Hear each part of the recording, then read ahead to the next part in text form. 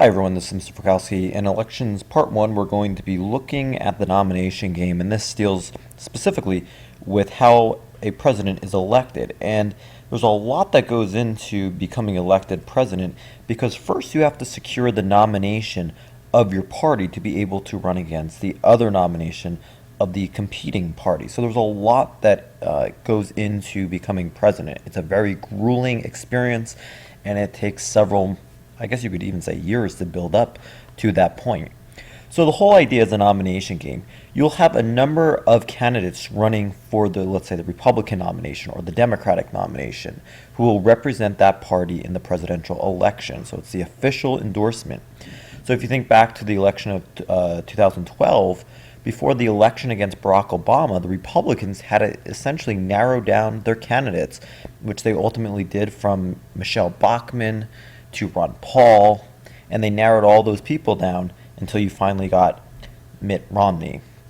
So generally, as you are successful in eliminating other candidates, that those few candidates that do remain are going to obviously attract more attention, have more momentum, and essentially get more money. And money is really key because the campaigns are extremely expensive. So money keeps the campaign going. If you're without money, that means you are not reaching as many voters through TV and literature, and so that can really thwart your campaign. So essentially, the campaign strategy every candidate has, it depends on where you're going to focus your efforts, because there are 50 states. Some states matter more than others, as we're going to see momentarily. So deciding to run, campaigns are more physically and emotionally taxing than ever. It is extremely grueling, and you'll have a reading on this, and I'll also show you a video, that it takes a lot of effort. You get very little sleep, you begin to eat a lot of unhealthy food, and you just got to keep working through it. It's a huge endeavor to get through, and it's amazing that some people have run for president multiple times, and that's just it takes an exacting toll on your body. I mean, again, physically, and then you also have emotionally, being away from your family, being away from your friends, because you're constantly on the road. So essentially, American campaigns are much, much longer. Now, take for example, Barack Obama began his campaign for presidency in January 2007. And again, you have several months of campaigning, roughly about 10 months. That's extremely long. Whereas if you look in other European countries, their campaigns can be under 2 months. Candidates in the United States would love that if they could get it over and done with, and they would save a heck of a lot of money. But of course, the United States has to do everything differently, such as the plurality system and the Electoral College. But nevertheless, essentially each state is worth a certain number of delegates for a candidate, whether you're in the Democratic Party or if you're in the Republican Party. And your goal is to get the majority of delegates. Sort of, it's like the last survivor. So you want to wait for all of your candidates, or all the candidates for, let's say, the Republican Party, to get eliminated so that you are remaining. And again, sometimes the name of the game is to win the majority of delegates, but that's also to have the most money, have the most media attention and momentum. So once you gain the majority of delegates, you will then get the support at the party convention. And this is really where the whole party comes together and bonds, and this meets every 4 years. They always pick a different city to hold the convention at, whether you're a Democrat or you're a Republican. And this is where they officially nominate the president and vice presidential candidates, even though we always know who they are ahead of time. And again, as it states here, conventions are much more of a formality. Again, we already know who the candidates are, so again, it's just more of like a ceremony, if you will. But before we lead up to the convention, it's a competition for delegates. So it always begins with a caucus in Iowa. Iowa is the first state where they essentially distribute their delegates for the national convention. And why Iowa matters, because it's the first and most important state, because it sets the tone.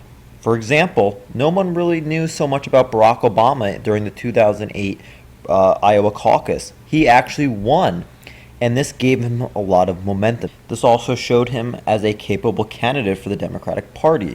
So all candidates put as much attention as possible in Iowa, because it sets the tone for the race. And again, all eyes in Iowa. Some say this is really unfair because Iowa, does it really represent the vast majority of views in the United States since it has this much power in setting the tone for the race?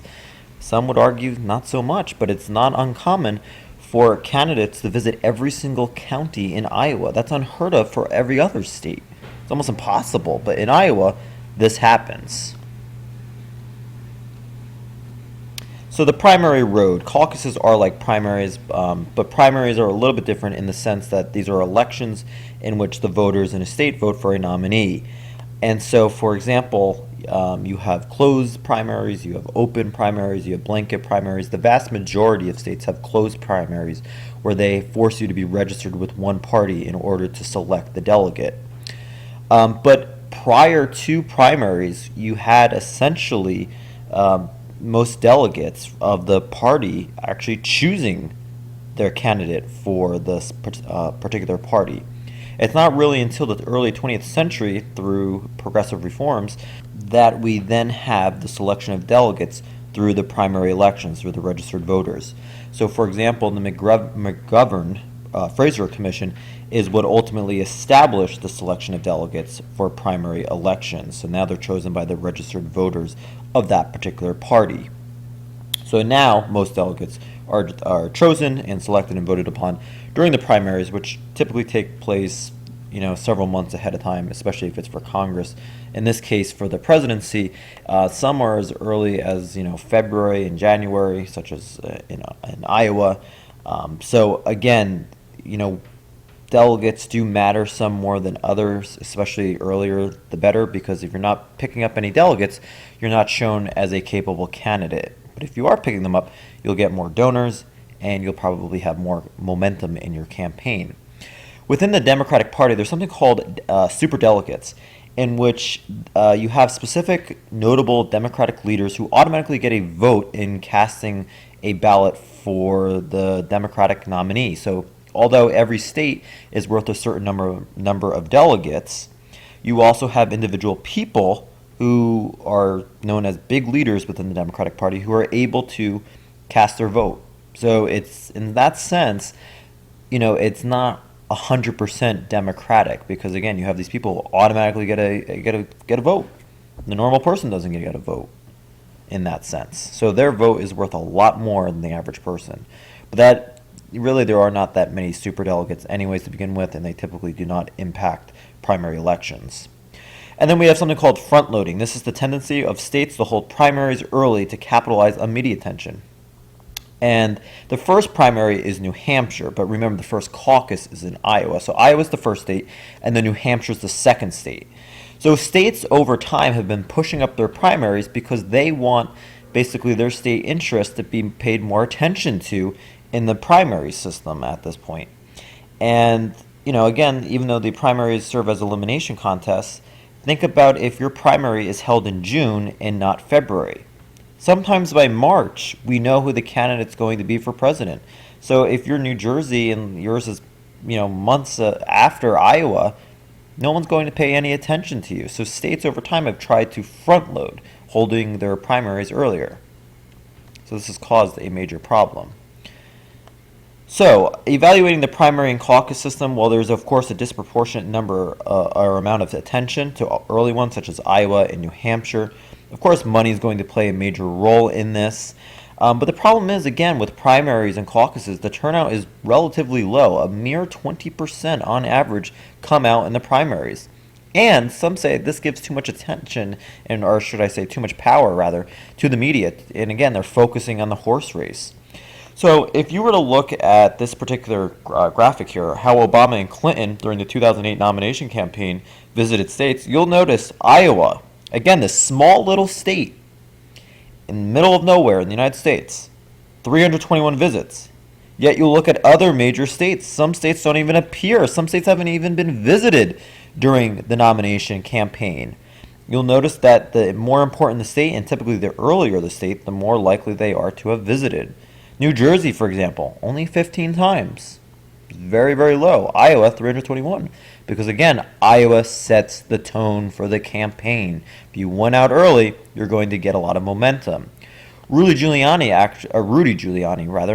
ran for the presidential nomination for the Republican Party, and this was, I think, back in 2008. And his strategy was to not focus on Iowa. Well, guess what happened? He didn't even stand a chance in the subsequent primary elections. So when do states choose their nominee for president over time? Well, if you look in 2000, 49% had them in March, yet you only had a mere 2% in January and a mere 9% in February. Fast forward to 2004, you'll notice now it's 32% in February compared to 9%. March is lower because, again, they are front-loading. And then look at 2008. 69% are done in February, 12% now in June, or should I say January. So you'll notice that front-loading has been a major phenomenon that's been occurring over the past 8 years. So again, continuing with the nomination send-off, nominations again are more of a formality. This is where the president or the nominee will provide a speech. It's for party unity. There's typically a keynote speaker. So for example, the Republicans who see an upcoming star but not necessarily a nominee yet, such as let's say Chris Christie, might have that person give a speech on the first day of the convention. And then this is where you're also going to have the party platform articulated, stating the party's goals and policies for the next 4 years. Again, the big thing about political parties, they are trying to influence policy, whether to maintain it or to change it according to their ideology. So please keep that in mind. Ultimately, the formal nomination of the president and the vice president, presidential candidates, will be on the third and fourth day, but again, it's already known ahead of time. But the interesting thing about conventions in terms of media coverage, you'll notice in 1956, about 170 hours or so were dedicated to just the conventions. Notice how there's a really steep drop-off, and you really only have about 20-25 hours of coverage dedicated to this, so less media attention. And that might be because of less people caring about political parties or less people being a part of political parties today, especially amongst younger people. But as a person running for president, you have to be in touch with the media in terms of high tech. Using direct mail to generate support and money is important. You do this through the internet, Twitter, Facebook. Barack Obama was a genius in terms of this.